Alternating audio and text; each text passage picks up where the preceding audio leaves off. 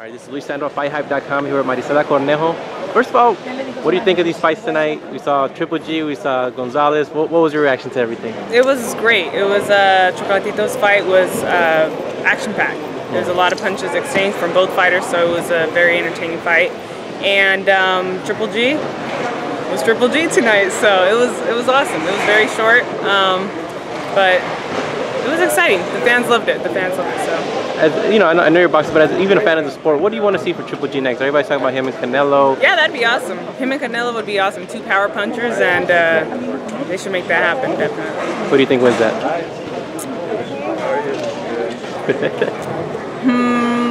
It's a tough one? Yeah, it's a tough one. I don't know. I want both to win, but obviously, I don't know. A great fight. That's what I want, and that's what I'm sure the fans want as well. So. Okay. And before I talk about you, I know there was some female boxing. I don't know if you got to see it, but do you feel female boxing is making a kind of more of a resurgence now as being more in the public eye than it was before? Absolutely, absolutely. I said 2016 was going to be an opening, much more wider opening door for women boxers, and it's happening. So it's going to be great. It's going to be a great year. I know you had a fight recently. I know you weren't happy with what happened. So for people who didn't see it or don't know the situation, can you kind of explain what happened and what bothered you about the scorecards and everything? Well, the scorecard was tainted, and Kali Reis, much respect to her, she also said that herself. She said that from the beginning. She's not able to really enjoy the bout and enjoy the win because of the scorecard, how off it was. And a lot of people disagreed with the decision. But you know what? You can only do so much. I can only do what I'm in control. I can't control what the judges do. And I was ahead by one point. Then the third judge, had me down by 8 points. Wow. So I posted that scorecard, and anyone who knows boxing knows that there's a story behind that scorecard. So so we're looking for the rematch, and the rematch was approved. Oh, nice. And that may be here. It's getting everything worked out here in LA. So. Oh, I don't want you to get hit. But it's right behind me. Okay. So you said the rematch is going to be here in LA? Yeah, we're looking at around August. Wow. So how did you feel? I mean, you put in the work, you train really hard. When something like that happens, how hard is it to kind of put it away and move forward and not kind of dwell on it? Because it's something that just, would bother you. Oh, absolutely. I was very disappointed, but the way I was able to put away was because of a young kid who I was going to visit at Children's Hospital, and I got really attached to him, to his family, and while I was out there, I left him my bout, my international bout, WBC international bout, with him, and I told him when I come back, I'm going to bring you the world title fight, so hold on, and he wasn't doing well. While I was out there 3 days before my fight, he died. He was 4 years old. Sorry. So that affected me a lot, and that's how I was able to put it away. Because I lost the fight because of somebody else's decision with that, but I still have my life. You know, there's a mother who lost their child. So how can I mourn about this? Yeah, it's something I've worked hard for, but you can't compare that. So that's how I was able to just release it, and you know what, things happen for a reason, and now we may have it here in LA, and things happen for a reason. That's what I always say. So in that rematch, do you think you could do something different you did the first time? Do you see improvements you can make, or what's going to be different this second time around?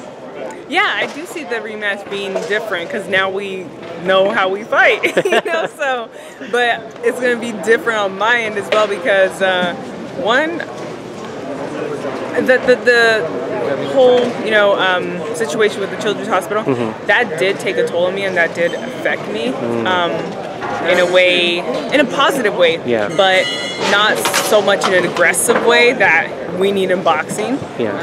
So I don't think I'll be doing that during camp, but I learned from it, and it's going to be, I think it's going to be a different fight coming around because she's going to be coming out wanting to prove that she won, and I'm going to be coming out wanting to, show who won. So, yeah. So if for those that haven't seen you fight before, when they go see you fight, what kind of fight can they expect? What style are you? Are you a boxer? Are you a puncher? Just describe what they'll see. I can do both. I really enjoy working the inside boxing, like throwing in there Mexican style, that's what they say.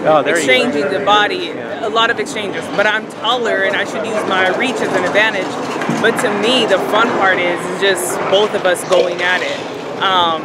So hopefully, and her style is not so much that way. Her style is more like waiting for a punch, and so we're going to work on some things to make it an exciting fight for everybody here in LA and show them that women's boxing is something that should be a main event, and it is going to be in a main event. People on the camera, they can't see, but how tall are you? Because you're not exactly I am about 6 foot right now, oh, wow. Okay. but I'm 5'10". 5'10". And what weight? What is the actual weight that you guys fight as? Like? Middleweight, 160. Okay. Yeah. A lot of people are like, dang, she's a big girl. Yes, I am a big girl. And I am okay with that. So. No, for sure. And last question. As far as women's boxing, girls like yourself. I mean, is it gonna be? What is it gonna take for people to kind of turn and look at you? We had some great fights tonight. I know you had a great fight. What do you think is going to be the turning point? MMA had that turning point where people paid attention to women. What's going to be the turning point for boxing? Is it going to be somebody like yourself that's going to do it? Yes, and somebody also taking a risk, a promoter taking a risk and, wanting to put work into a boxer to build him up, to package him like Dana White did for Ronda Rousey. So we don't have that right now, and whoever does take that risk is going to be very successful, like Dana White. So it's just that, but the boxers themselves have to put their part in as well. So yeah. Okay, and that's all for the fans. Anything you want to tell everybody? Your rematch coming up, or anything else? Yeah, the rematch, we're looking at, it's all in the beginning, but we're looking at August 20th in Pico Rivera Sports Arena. This is like breaking exclusive news. There we go. Everything's in the process, in the beginning stages right now. But yeah, keep up with my boxing on @Maricela Cornejo Boxing on Instagram, and on Supreme Boxing as well. Awesome. Thank you so much for the interview, and good luck. Thank you very much.